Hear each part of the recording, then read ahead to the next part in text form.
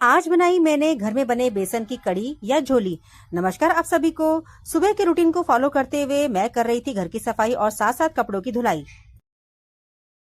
अब स्नान ध्यान करके मैं आ गई थी किचन में और आजकल हर जगह हरे पत्तों की बहार है, तो मैं सब्जी के लिए तैयार कर रही थी पालक और मेथी को। इसके लिए पहले की उनकी छटाई छुटाई, फिर नलाई धुलाई और फिर कटाई पिटाई। अब तैयार थी हमारी विटामिन से भरी हरी सब्जी। लोहे की कढ़ाई में सब्जी तैयार करके बनानी थी आज मुझे कड़ी, तो इसके लिए तैयार करने थे पहले पकोड़े। और पकोड़े भी बेसन आलू प्याज के नहीं, मूंग और उड़द दाल की।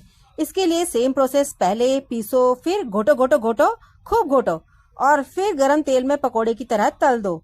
अरे भाई, पकोड़े ही तो बनाने हैं, एक एक करके तलते जाओ तलते जाओ। इधर पकोड़े बनके थी तैयार। अब आई बारी बेसन बनाने की।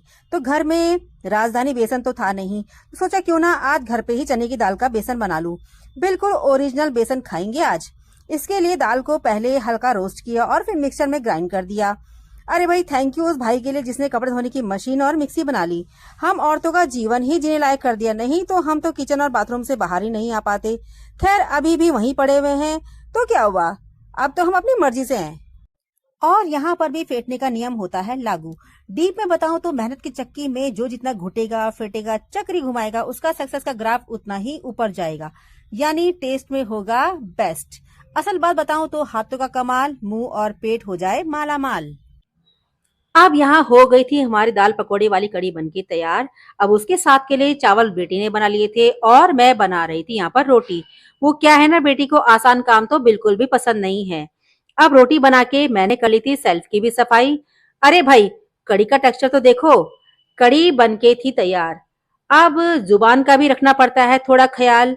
तो जुबान की चिकनाहट को बनाए रखने के लिए रोटियों में घी लगाना है बहुत जरूरी।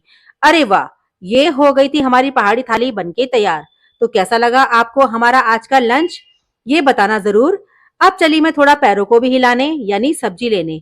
आप भी अपना ख्याल रखना, सादा खाओ, स्वस्थ रहो। इसी विचार के साथ करती हूँ मैं अपने छोटू ब्लॉग को यहीं and. Thank you for watching. व्यस्त रहो, मस्त रहो, राधे राधे।